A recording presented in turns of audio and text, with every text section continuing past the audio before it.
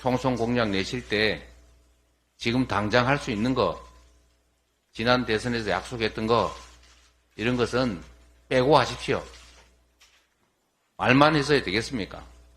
대선 때 얘기하고 지금까지 안 하다가 총선 되니까 또 하겠다고 하고 그러다가 다음 지방선거 때 또 하겠다고 또 공약할 것입니까?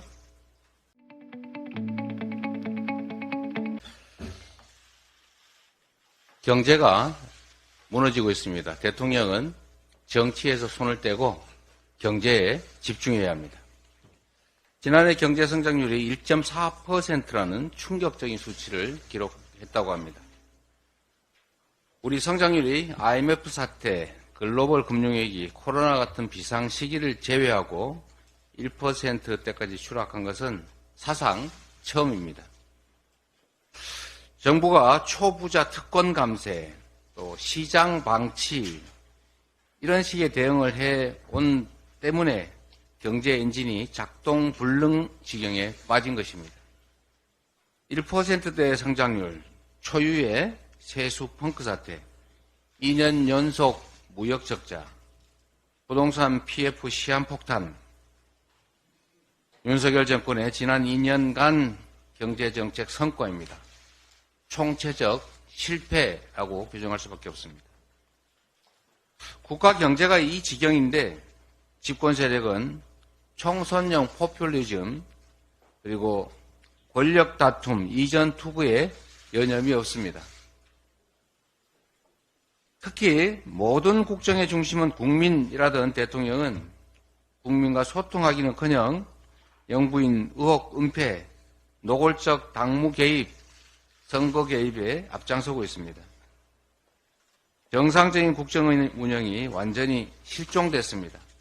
이러니 경제가 무너지지 않을래야 무너지지 않을 수가 없는 것입니다. 대통령에게 촉구합니다.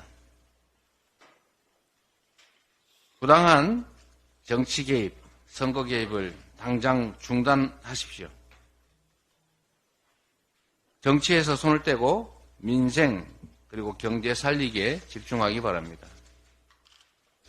계율 모임의 개주도 개주가 되기까지는 한쪽 편을 들지만 개주가 되고 나면 개원 전부를 대표합니다. 대통령도 후보일 때까지는 특정 세력을 대표하지만 당선이 돼서 취임하고 나면 온 국민을 대표하고 온 국민을 네 편, 내 편 가릴 것 없이 동등하게 대우해야 합니다. 그래서 정치 중립 의무를 부과하고 있는 것입니다. 대통령은 국민 모두를 위해서, 국가의 미래를 위해서 모든 힘을 쏟아야 합니다. 특정한 편, 특정한 정치 세력 편을 들어서도 안 되고 또 개입해서도 안 되는 것입니다. 실정법에 위반될 수 있는 것입니다. 한 가지만 추가로 말씀을 드리도록 하겠습니다. 정부 여당이 열심히 정책 공약 발표하고 있습니다. 그런데 정책 공약 내용이라는 걸 들여다보면 지금 당장이라도 마음먹으면 얼마든지 할 수 있는 것들이 포함되어 있습니다. 지금 국가 권력을 가지고 행정 권력을 위임받아서 예산과 권한을 가지고 있습니다. 할 수 있는 일을 하면 되지 왜 총선 끝나면 하겠다고 하는 것입니까?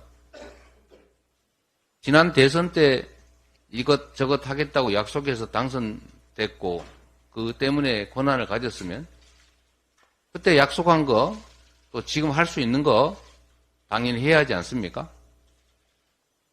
야당이 반대한 일 없습니다.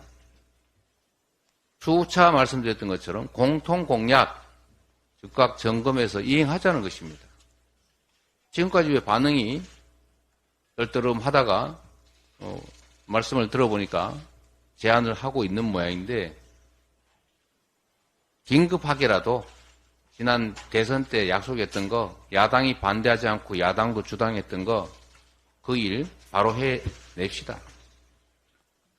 상임위 빨리 열고 법사위 지연시키지 말고 즉각적으로 처리할 수 있는 법안들 처리하기를 바랍니다. 그리고 총선 공약 내실 때 지금 당장 할 수 있는 거, 지난 대선에서 약속했던 거, 이런 것은 빼고 하십시오. 말만 해서야 되겠습니까? 대선 때 얘기하고 지금까지 안 하다가 총선 되니까 또 하겠다고 하고 그러다가 다음 지방선거 때 또 하겠다고 또 공약할 것입니까? 이래서 말만 하는 정부 여당 되면 안 되는 것입니다.